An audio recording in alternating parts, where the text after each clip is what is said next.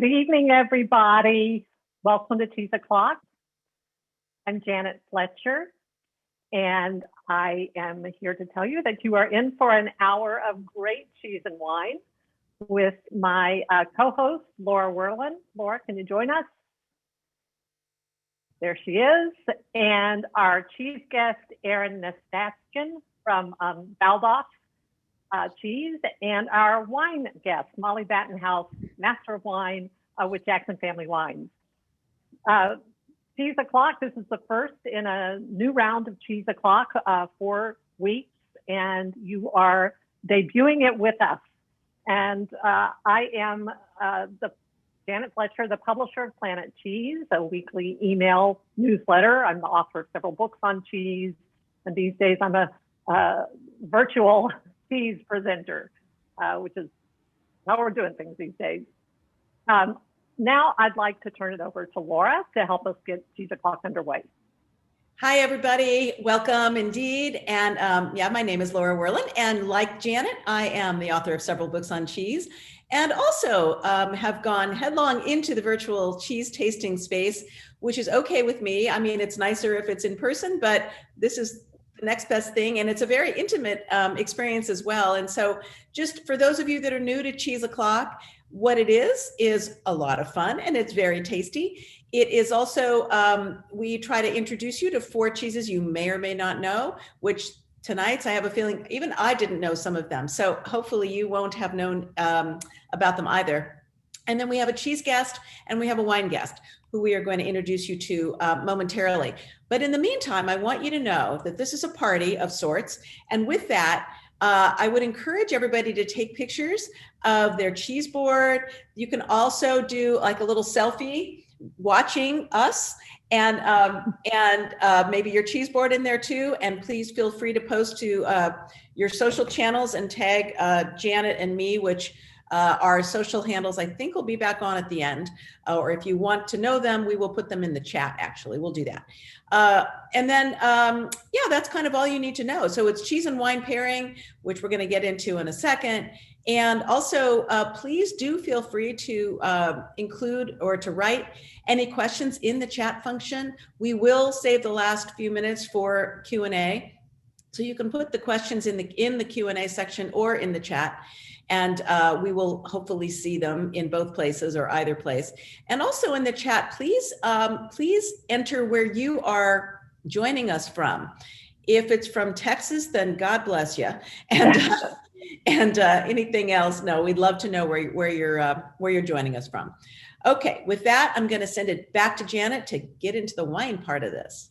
Yeah, we are very excited to have Molly Battenhouse here with us tonight. Molly's a master of wine, and even better from my perspective, she's a foodie. She went to the Culinary Institute of America, which was my alma mater as well, and she started out in the food space. She was graduated at the top of her class and started out in food and then migrated into wine. And she now is a wine educator for Jackson Family Wines. So she goes all around the East Coast teaching salespeople and distributors about the wines that they're selling.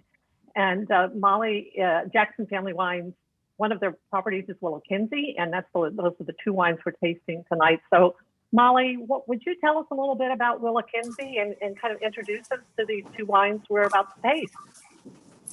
Sure. Willakenzie estate is an estate that I've actually known for quite a while. When first wine job here in New York, I was working at a place called Bestsellers, and we had their Pinot Gris, and we called it the Killa Willa. So I was so happy after I came to work for Jackson Family, and they had the opportunity to purchase Willakenzie estate. It made me very happy to work with these wines again. So the estate was founded in 1991. And it was founded by a Frenchman from Burgundy. And he was really drawn to this area of the Willamette Valley in Oregon because it did remind him a lot of his homeland. And I hope you all get a chance to come up and visit wine country because of these beautiful rolling hills. It is quite green and it's lush, and it has all of these little, nooks and crannies in the hills, which make it great for planting grapes, which is very, very similar to Burgundy. Again, they're taking advantage of these south and southeast facing slopes on those gentle rolling hills in Burgundy to plant Pinot Noir and Chardonnay. And so that's exactly what Bernard Lacroute did at Willakenzie Estate. So it wasn't the first estate in Oregon, but he certainly was one of the forerunners of Oregon. And after Jackson family purchased the estate in 2016, I believe, we had the really good fortune to be able to hire Eric Kramer in as a winemaker. And Eric Kramer came to us from Domaine Serene. And he had always wanted to work at Willakenzie Estate because as he would drive by, he just saw this, the beauty, not only all the estates are beautiful, but just how perfect it was for growing grapes and how much potential the estate had. So the estate is planted most largely with Pinot Noir, and they do make, what we'll be having tonight, is the Willamette Valley Pinot Noir. They also make an estate Pinot Noir and a bunch of different single vineyards, but it's all from one basically big vineyard, but single plots or single blocks. And then Chardonnay as well. So this is the Willamette Valley Chardonnay. And both of those wines are sourced from the estate, but also the Chardonnay coming from a fairly new vineyard planting that we've done that's about an hour and a half south. So he's really great at blending some of these warmer climates up in the Yamhill Carlton area, which is where the winery is located. And also with this one estate that's a little bit further south of the Van Duzer corridor. So it's a little bit cooler. The wines, I hope you really enjoy these wines tonight. I think that they are really just shining. Eric is a fantastic winemaker, and he's just been given a gift with this estate of Willakenzie to be able to take these great grapes, because you can't make great wine without great grapes, and to take these great grapes and get them into a bottle and get them to us. And I don't know, I just really hope you enjoy them as much as I do. If you have some questions about them, pop them into the chat box and we can maybe cover a few specifics later, but especially is how they go with these cheeses, I think. Great cheese wines. One thing the Willamette Valley does bring to the party, which cheese needs, is acid.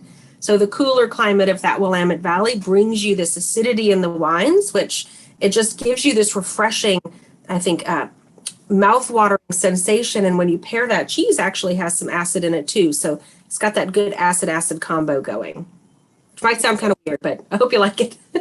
Yours. One thing before we get into the cheese, one thing I do like to tell people about pairing, and Molly, I don't know whether you agree with me about this or not, but that it's important to taste the wine first before you taste the cheese, because cheese has a much greater impact on wine most of the time than the other way around. So you agree? Absolutely. Yeah, taste both of the wines first, actually. You might have already gotten into the cheese, and don't worry if you have, but just give both of the wines a quick taste, and then when you taste the wine, taste the cheese, taste the wine again. Gives you a lot of opportunities to go back and forth. I think what we're really looking for is for the cheese not to, change the wine in a negative way. In my experience, it rarely makes the wine taste better, but we just don't want it to my main principle is do no harm. I just want the cheese not to make the wine taste worse, to lose its fruit, to, for the acid drop out, or for it to be more tannic, or, less bright, less tart. We want it to the cheese to kind of leave the wine alone. All right, Janet, you want to start with our first cheese here? Oh, okay. Are you gonna? I think you're gonna. You're next. Oh, I'm sorry. I'm going to briefly, for now, introduce Aaron again, Nataskin. He is with Baldauf, whose cheese we're going to get to in a little bit. But Aaron fell in love with cheese in high school when he went to France and lived with a host family and discovered this thing called cheese in a new way. And pretty much it was kind of a like 0 to 60, it sounds to me, in terms of going from a casual interest to making it his profession. And one of the things that really put him over the edge was attending a big sort of food dairy thing called Cial in Paris. And that sealed the deal, I think, for Aaron. And then he met the people at Baldauf and then got a job and has been there, I guess, ever since. Am I right, Aaron? Absolutely, yeah, and it's been a wonderful ride. You said it perfectly. Thank you. Well, you're welcome. All right. So one last thing for anybody who wants to see this again, because you're going to have leftover cheese, or if you know anyone who wants to join, Janet will have the Zoom recording link on her site. And so you can watch this anytime, watch the encore, whatever you want to do. So please feel free to do that. And that's true for all of the cheese o'clocks, which we have 3 more coming up. And all of the collections, of course, are available, as are all of the wines. They are, all of the links and everything can be found on both my site as well as Janet's. And I encourage you to join us for all 4, because they're all different and they're all going to be really delicious. So anyway, Janet, take it away. All right. I think it's time to taste some cheese. So let's start with our first one. For those of you who have it, it's Frucolo. I cut it into a triangle, but you got a big wedge of it. And it is, I'm going to tell you a long story, so please indulge me, because I won't do this for every cheese, but this cheese is near and dear to my heart. I've been to where it's made in the Dolomites in Italy. And by the way, by off the beaten path, I think what Laura and I meant was these are cheeses that are from places that you probably haven't been to. They're from kind of remote places. 3 out of the 4 are mountain cheeses. And they are not very well known, even in their own countries. But this one is from the Dolomites in Italy, right by the Austrian border. And actually, when I went there, I was staying with a woman in the Dolomites to improve my Italian. And I realized how close I was to Frucolo. And so we went to visit it, but she had never heard of it. So that's how little known it is. I learned about Frucolo several years ago from a publicist for a cheese shop in Concord, Massachusetts, the Concord Cheese Shop. This publicist was hounding me to write about the shop and its Frucolo parade, which it did every year to celebrate the arrival in the fall once a year of this enormous wheel of Frucolo, 400 pounds. And they would, when it got started, because the store, the Concord Cheese Shop, was selling the normal Frucolo, which is about 30 or 40 pounds. Their customers loved it, very mild and buttery, and they kept ordering it. And they ordered so much, so often, that finally the cheesemaker in Italy called the shop and said, "You guys order a lot of cheese. Would you like a bigger one?" And the cheese owner said, the shop owner said, "Yeah, how big you got?" And they gave him a 400-pound wheel of cheese. So, being a PR kind of guy, the shop owner decided to roll out a red carpet down from the delivery truck to his store. He had rose petals strewn in the path of the wheel. They rolled the wheel off the truck and into his store, and people went crazy. They started lining, everybody on the street is turning and watching. They go into the store and they buy the cheese. So over the years, they made a big parade out of it, a city thing, and it's hilarious. And they now do it once a year. And we're about to show you some of the Frucolo parade from Concord, Massachusetts. So let's join the parade.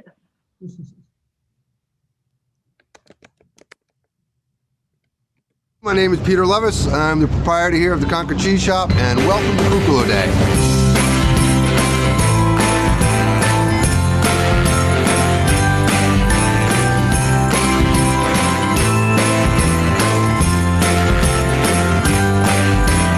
Today we have a 400-pound wheel of Italian cheese. I'm always amped up for it. It's about my 3rd or 4th year of reading the proclamation. We're going to be bringing the wheel right down Main Street of Concord. It comes from the mountains of Trentino. How often do you get to see a 400-pound cheese from Italy? I don't know of any other cheese parade anywhere.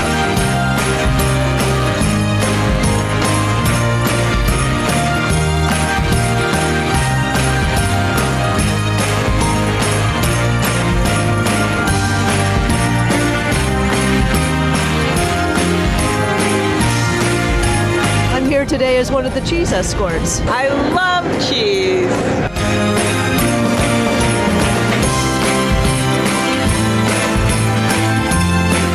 We're here to guard the Gran Formaggio.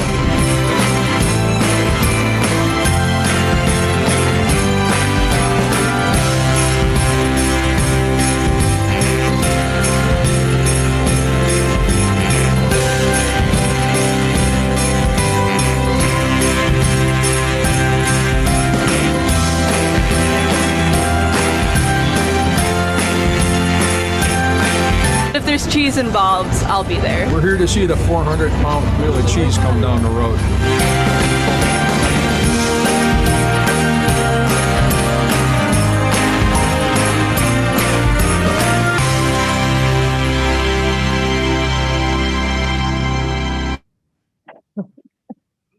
Okay. So, you know, as big as that cheese is, that's just kind of getting started for these crucola makers. They, Sergio, why don't you show us the picture that I took when I was in Italy visiting the crucolo people.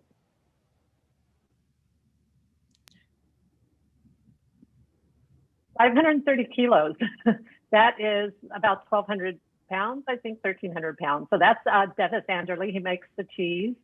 His, thank you. His family is like 17 generations in this village in the mountains. They have what's called a refugio or refuge, and they've had it since 1780 something. Weary travelers come and stay overnight and get fed. And you can do that too. It's just an absolutely beautiful place. So here's their cheese. This is from like a 30-pound wheel, not a 1,300-pound wheel. It's got a natural rind. It's raw cow's milk, and it's very open. You can see it's not really dense because it's not pressed. So you can see little openings in it. And I think when you break it and smell it, you're going to get a wonderful warm butter smell.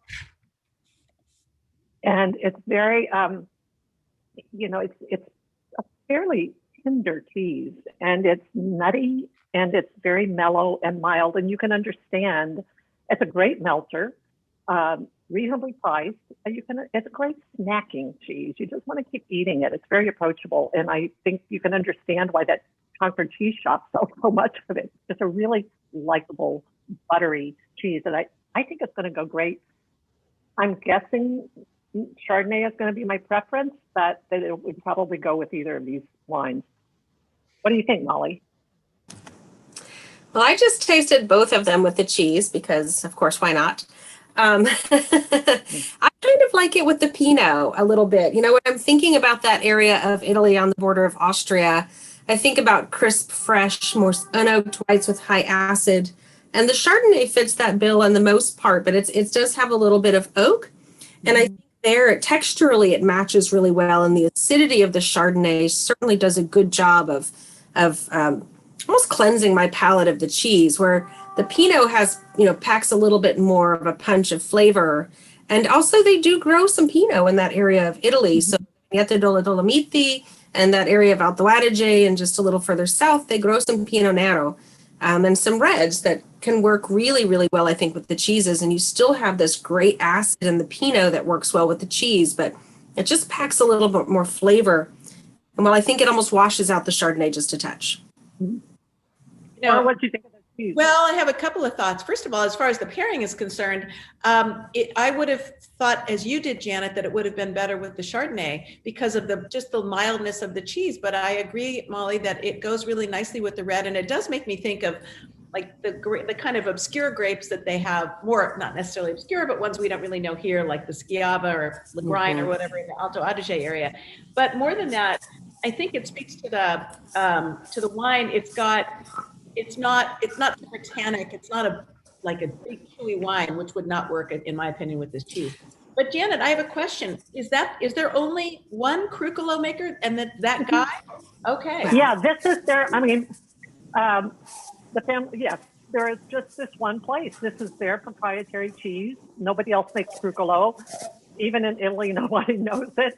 And it's just wonderful that it comes here because a distributor on the East Coast learned about the family, went on vacation to visit them, and said, "I want to bring your cheese in." That's how it happened. And so I know we probably have a lot of people from the Bay Area on the Zoom, and the pasta shop in Oakland and Berkeley got wind of the Crucolo Parade on the East Coast, and they now do it. I mean, in non-pandemic years, they do it also in Oakland, at the Oakland store. So keep an eye out this coming fall for the Crucolo Parade in Oakland. My guess is that they'll do it again. I find it has a very compelling tang. It's very like my salivary glands are just going, doing a dance, and that works for me. It's I liken that kind of sensation in a richer style. This isn't a rich cheese, but somehow it's like vinegar and oil. It's really balanced. Because it kind of makes way for another bite of the cheese, and it just goes like that. So it's a very happy making cheese, I have to say, and it's my first time ever tasting it. So Yeah. Well, I'm glad to introduce it to you and to others. I don't cook a lot with cheese, but I think this would be fabulous in any, in a mac and cheese, grilled cheese sandwich, any way you would cook with cheese. This is going to be a great melter, and you can afford to cook with it because it's quite reasonable. someone in the chat said it would be good on a crab melt. So there you go. All right. It's that time of year. Right. So what's next, Laura? What's our next cheese? So the next cheese is a cheese called Bethmel Chev. The Chev refers to the goat milk origins of it. And it's a cheese that actually has its roots back the cheese itself kind of has its roots. The operation that makes it, I was going to say Baldup, that would not be it. Jean Baldup, which is similar, is in the south part of France, near the Spanish border of the Pyrenees. And it is, and he was making a cheese that was, they said he was making a camembert, which it's not camembert country down there, but he was selling it to the colonies in Northern Africa. When those colonies, ultimately European ones, when those became independent, their cheese selling source dried up. So he started making a cheese that he noticed the local shepherds were making, although he did it with cow's milk. And then fast forward to 1977, a nephew came along and decided he wanted to go back to the more traditional style of that shepherd cheese, again using cow's milk. So he made it with raw milk, and he made it a washed rind cheese, which basically is a cheese that, well, it translates to our way of thinking, kind of a stinkier style cheese, which this one kind of is. And then he decided, ultimately, this same nephew, to try it with 100% goat's milk. So you find it now either as this 100% goat's milk or goat and cow combined. And this cheese, the last and maybe only time I had it was in France, and it was, I don't know how long ago, but a really long time ago. And I didn't remember it this way at all. So it's basically a new cheese to me. When you smell it, it smells pretty strong. It smells kind of stinky. It smells a little bit like, those gym socks that you didn't wash and should have, that kind of thing. Of course, who goes to the gym, but you know what I mean these days. But when you taste it, which I'm about to do, I would say that it is not strong in that way. Now, if you eat the rind, it will be more so than if you stay away from the rind, which is not to say, therefore, stay away from it. But I encourage people to almost always to try a rind. If you don't like it, you don't have to ever have it again. But some people, it enhances their overall enjoyment of the cheese, and sometimes it detracts from it. That's kind of my philosophy on it. I don't know, Janet, what do you think? I think, this is my third time to have this cheese, and yeah, it's more funky, pungent than it has been in the past, but I'm loving it. I get this deep roasted peanut smell out of it. Exactly. And, it's a little sticky on the rind, but I would eat that rind because you get a little bit of that salty crunch, very creamy. Aaron, Aaron, what do you think of it? I like it. I think, for a goat cheese, it's got the tanginess of the goat cheese without being too goaty. Sometimes with a goat, it'll taste like you're, tasting the hoof of the goat.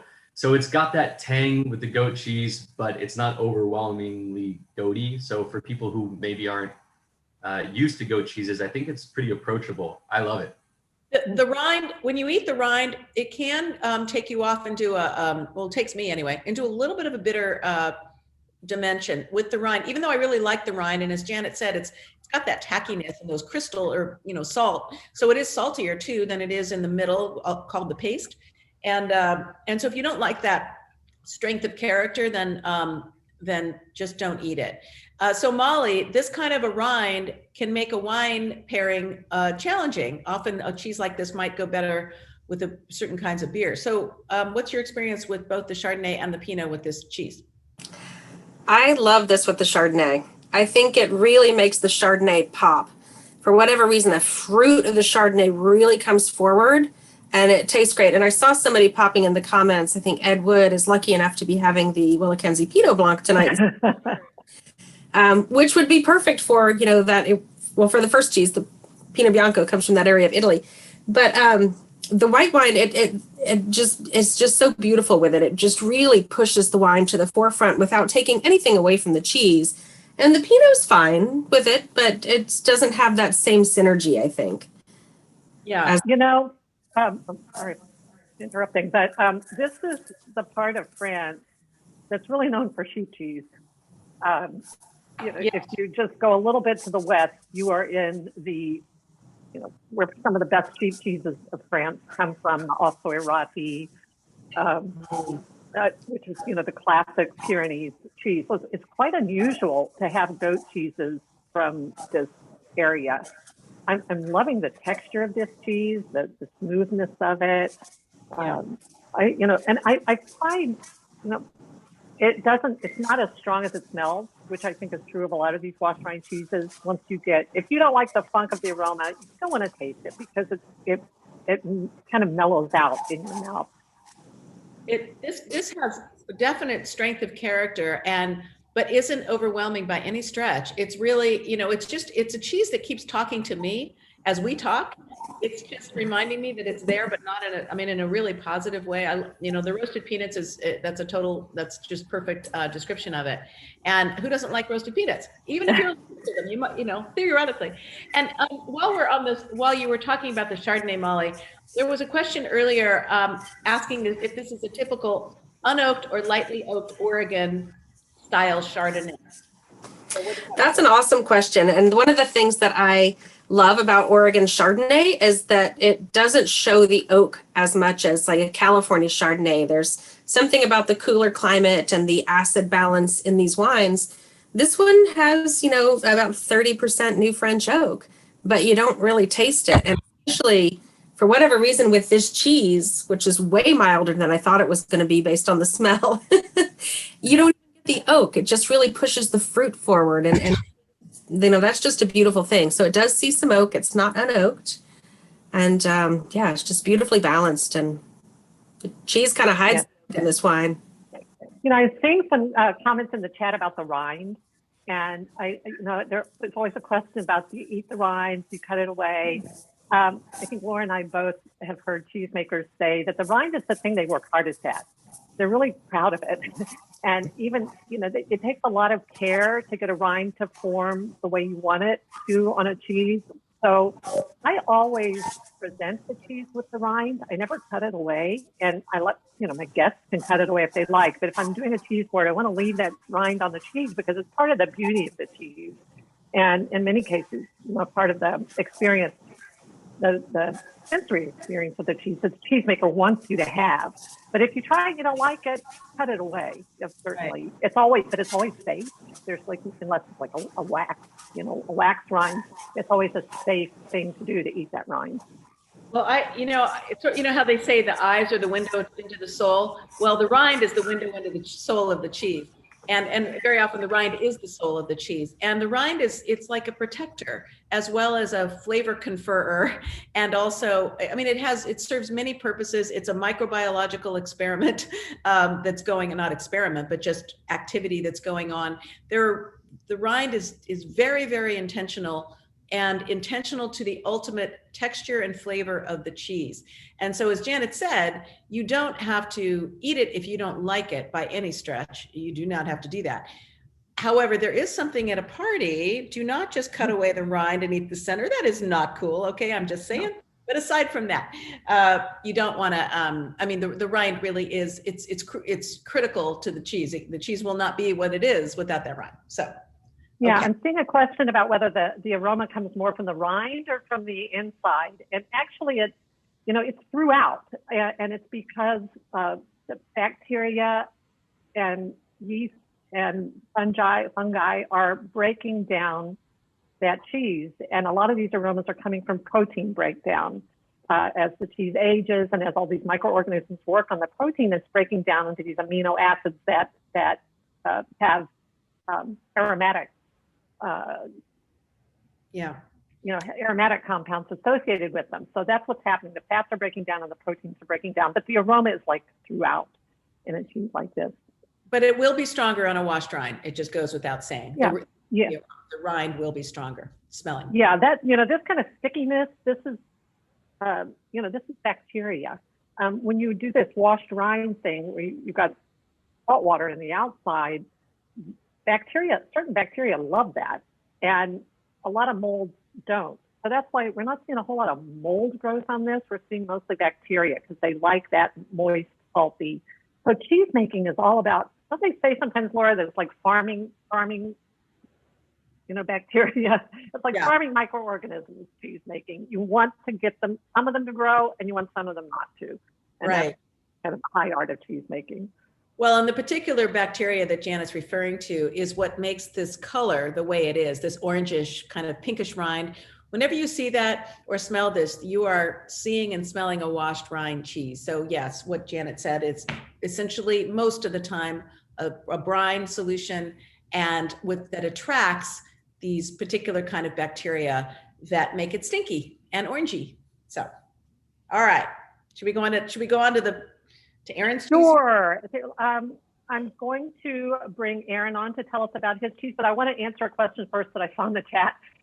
Going back to the Krucolo, somebody asked if the cheese we had was, possibly cut off one of the big, originally cut off of one of the big wheels, and no. Those giant wheels are usually purchased by they're custom creations. And I think that one that I saw that I photographed, it was going to London to some cheese shops in London, and then they cut it up and make a big deal out of it. But the typical wheel is 30 to 40 pounds. That's what iGourmet buys. That's what our cheeses came off of. So they're 3 to 4 months old, I think. I'm not remembering the age. The bigger wheels have to age quite a bit longer. So you're going to have to go to Concord for that, or Oakland. Okay, Aaron, I'm excited to bring you on to tell us about a company and a cheese that I think very few of us know, the Baldauf cheeses from Germany. Can you give us a little introduction to the company, and then I know you're going to show a video as well. Yeah, absolutely. Well, first off, hello everyone. My name is Aaron Ostaskin. I'm the manager for Baldauf for the United States, and I'm the feet on the ground here. Everyone else is back in Germany. I'm very happy to be here and excited for you guys to try our cheese. It's actually our most signature cheese that we're going to be sampling here, and we are in fact really new to the U.S. market. We're the new kids on the block. We've been here for less than a year, so you guys are actually one of the first people in the United States to try our cheeses. However, we are the oldest family-run cheese producer in Germany. So we've been producing the cheese that we make today since 1862. And today it's run by the 5th generation family member, Georg Baldauf. And we're located in a very ideal region of Germany for cheese making. It's called the Allgäu. I imagine maybe some of you have been to Germany or have traveled through this region.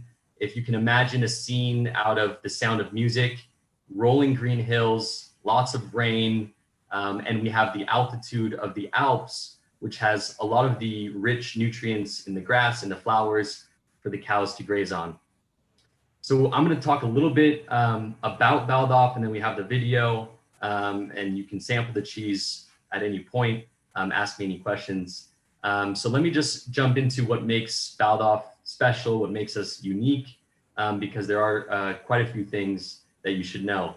So let's first talk about the milk that we use to make the cheese. Milk is hugely important in cheese. And we use a very premium, high quality milk. It's called hay milk. Hay milk means that the cows are only grazing on fresh grass and flowers from the meadows of the Alps in the summer months.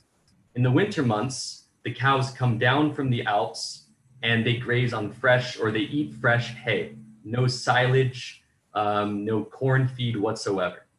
So this is a much higher quality milk than most traditional milks for cheese making. Just to give you an idea of how rare it is, only 0.3% of all cheeses in Germany use this milk. So not even 1% of the cheeses go the extra step for this milk. It is more expensive. It does take a lot more time, but the result is much higher quality cheese. Now, the cows that make this milk are also unique to this region. They're called the Allgäu brown fee, and it's a smaller cow than the traditional black and white Holstein. But the cow produces a milk with a higher fat content. So it's a more premium milk, and it's a richer milk as well. So that also plays a big role in the cheese. The last point that I wanted to share with you guys is that Baudoff, we have our own laboratory in the dairy, and we have our own team of chemists.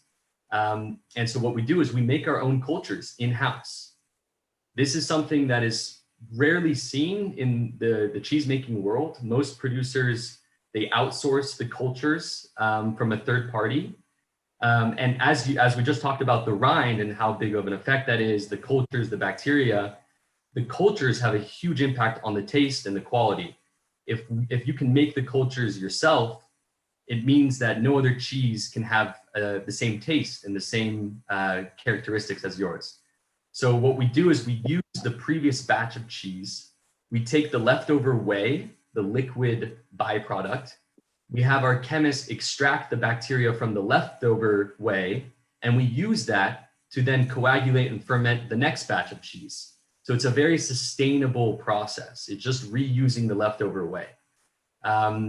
So when you combine all of these very unique extra factors in our process, we have a really high quality premium cheese. This is going to be more in the premium aisle of the cheese shop. We've won many awards. The cheese we're tasting today won the gold medal last year in the Alpine category for the World Cheese Competition. So it's a big 60-pound wheel. It's raw milk. It's aged for 4 months. It uses natural animal rennet, and the rind is totally edible. So with that, I think it might be a good time for us to jump into the video, and you're going to see a lot of the things that I just discussed. So Sergio, I'll pass it on to you.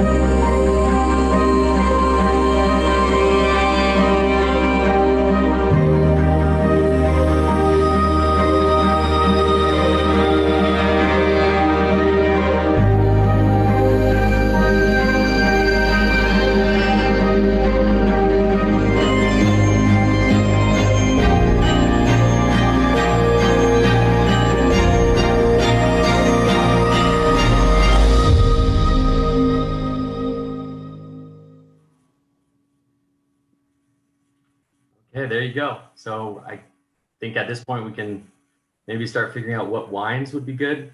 My initial instinct, I'm not the wine expert, but it has a long finish, and it's a very full body, complex cheese. It's going to take over your whole mouth, and it's going to linger in the best way possible. So I think a red would be the best option here. But Molly, I'd love to hear your thoughts.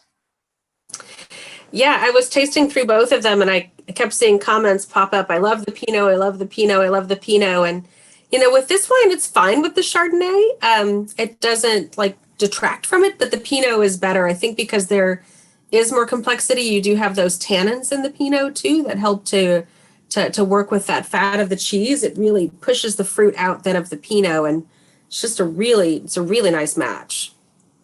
Aaron, I see a question in the chat. What is the confetti? The confetti? Oh, the flowers. Yeah. So that's a great question. It took me a second to process this, but we have some very unique varieties. What everyone's trying today is our most traditional classic one, but the confetti was actually flowers, and it was flowers from the meadows of the Alps, just in the backyard of the creamery. One of our cheeses is called a wildflower cheese. And it's a 2-month aged cheese, and we coat the wheel with edible flowers from the meadows of the Alps. So that was the cheese that looked like confetti being sprinkled on, and everything is done by hand. We have artisan cheese specialists who put all of it on by hand, every single wheel. A couple of things I wanted to point out from that video that people might not have quite grasped. When it looked like water was being poured into the vat with the milk, that was either the culture or the rennet being added to the milk. And when it looked like they were putting the wheels in a bathtub, that's a brine tank. It's salt water, and that's how you season. You add salt to a big wheel like that. I wanted to so 2 things. One is, Aaron, somebody wants to know if the cheese changes when the cows change from grass to hay. So that's my first question, or their first question. That's a good question. I'm not on so much the technical side. I wouldn't be able to give an answer on the specific degrees of how it changes. It doesn't change the outcome in the cheese color. I know that. So I don't think it changes the color of the milk itself. It's more the richness of the milk and the nutrients in the milk that it changes. But I don't think it changes the color, no. Yeah. I get like a little hammy kind of a flavor, not smoked, but there's something ham-like to me. I don't know why. It's maybe just something weird with me today, but that's what I'm getting. And so, and I noticed in the chat, some people are saying that they see this with salami, or they see a grilled cheese with ham component. And I'm wondering if that's sort of the same thing, if everyone's kind of thinking in that way because of what I'm kind of smelling and tasting. That's not the only thing. There is that same roasted. I get more peanuts in this one too. I don't know. Janet, what are you thinking about? Very nutty. I get, kind of a roasted leek flavor. I see someone said dried onions. Totally get that. It's these kind of allium family aromas. And maybe it's just looking at that video, but I get these, just kind of grassy notes out of this cheese that make me think of, whether it's related to what the cows eat or not, we'll never know. But it's got kind of a grassy, nutty, oniony flavor to me. One thing I've noticed, Aaron, about your cheeses, and I've seen quite a few of them, they're just so expert. The rind is always super thin. Mm-hmm. There's never like a lot of darkening up by the rind, which means they're kind of in control of their aging room. It's this beautiful, even aging. And the wheels are always very symmetrical, which, I'm all in favor of kind of rustic farmhouse cheese making, but to see these beautifully symmetrical wheels, it just is the evidence of a whole lot of care in the turning in the cellar. So, Yeah. No, it's they're so excellent. The cheesemakers are as much artists as they are perfectionists over there in Germany, and I guess it's a testament to how over 150 years of perfecting the shape, perfecting the color. But I have to agree, it's got a very consistent and beautiful hue to it, to the cheese, and that's why I fell in love with it, and I'm happy that you guys enjoy as well. How many gallons of milk in a 100-pound wheel? I know it's usually like a 10 to 1. Yes. 10 Yeah. to 1 roughly. So it's out. So we're looking at, I have to do the math, but it's like a 10 to 1. It's a 10% yield roughly, right? Yeah, that's right. That's correct. It's a 10 to 1 ratio usually. That's across the board with most cheeses as well. Erin, And is the cheese available in the Bay? I'm sorry, Laura. I'm just seeing a question about whether it's available in the Bay Area. or where? Anywhere. Yeah. That's a very good question. So the cheeses, because we're so new, it's only available in limited locations. For now, we're in New York. We're in Michigan in a couple cheese shops. We're in Ohio in a supermarket in Ohio, and we're on igourmet.com, which is perhaps the best way to get the cheese because it can be shipped anywhere across the country. We're nowhere on the West Coast in terms of an actual brick and mortar shop, but we are in talks with many distribution partners, and we should be popping up relatively soon. That's awesome. Yeah. So that's they said repeat the website. It's iGourmet, letter I, gourmet. igourmet.com. igourmet.com. Yeah. You'll find them online. And you So can find. Are any of your other cheeses? Are they selling any of your other? That's exactly what I was going to say. Is the confetti cheese, the wildflower cheese? You can find that on igourmet.com, along with we have a ton of other varieties. We have a chili one where it's covered in chili peppers, cottage garden which is various different spices and herbs covering the rind. And then we have actually this same cheese, the Alp cheese, this one is 4-month aged. We do another one that's 8-month aged, and that cheese won the award last year for being the best German cheese out of them all in the World Cheese Awards, the most prestigious competition. So it's the exact same cheese, just aged for 4 months longer. It's more complex, it's a little stronger, and that's available on igourmet.com as well. And if you guys like this one, I definitely would recommend that one as kind of like the next step. Yeah. Erin, some people are asking where specifically in Ohio and Michigan. So maybe you can answer that in the chat. Sure, I'll answer that. As we move on, I'll type away. Okay. I think that you have a new name for you have the confetti cheese now. And the chili cheese, that sounds very German. Doesn't it? You need a good Pilsner with that. Yeah. No, that's just there's actually a lot of other different varieties that I didn't mention. So I'll leave that to the viewers to kind of have something to investigate after this. Oh, that's a fun research project. All right. Well, I think we better move on. We're going from Germany to Ireland.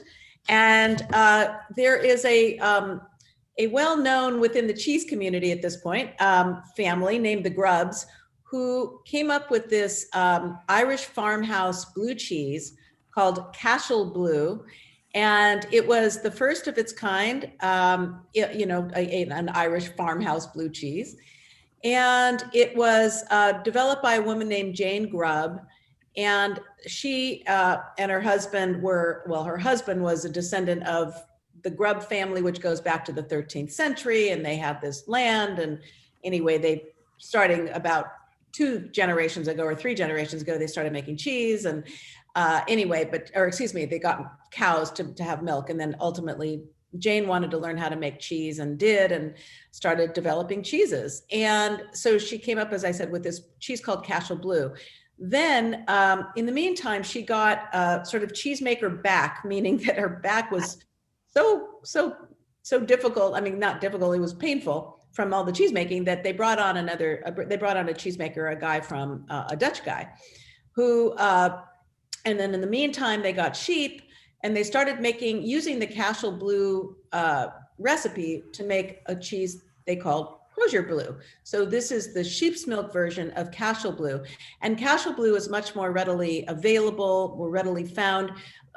Several years ago, the Irish Dairy Board, who brands its cheese under the name Kerrygold, which you've probably heard of, took over. Well, I don't know if they took over. I mean, the Grubb family still makes the Cashel Blue, but they took over the marketing of it and the distribution, I believe, at least in the United States, of Cashel Blue.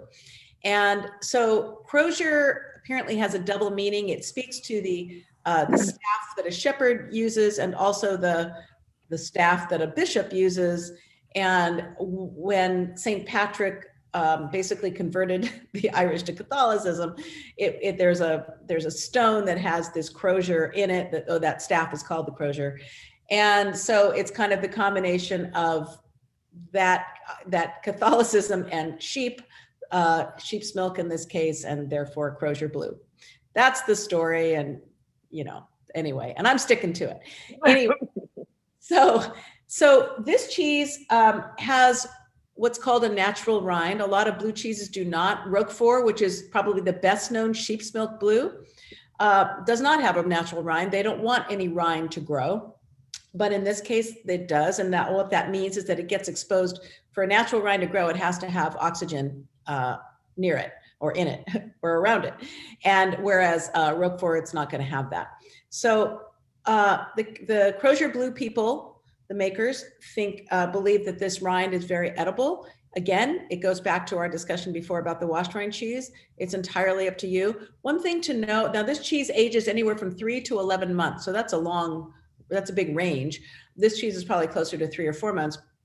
One of the things to know about a cheese with a natural rind like this is that it has been sitting on the aging shelf for however long. And so maybe it will pick up some of those cellar-like flavors or that kind of mustiness. And so that may or may not be of any liking for you. And again, the only way to find out is to taste it. So whereas, and even for all of you out there who may not be blue cheese lovers, and there's always somebody in the crowd who falls into that category, this is a cheese that I think is maybe something that you might like even if you didn't like blue cheese before. And the reason is it's really creamy.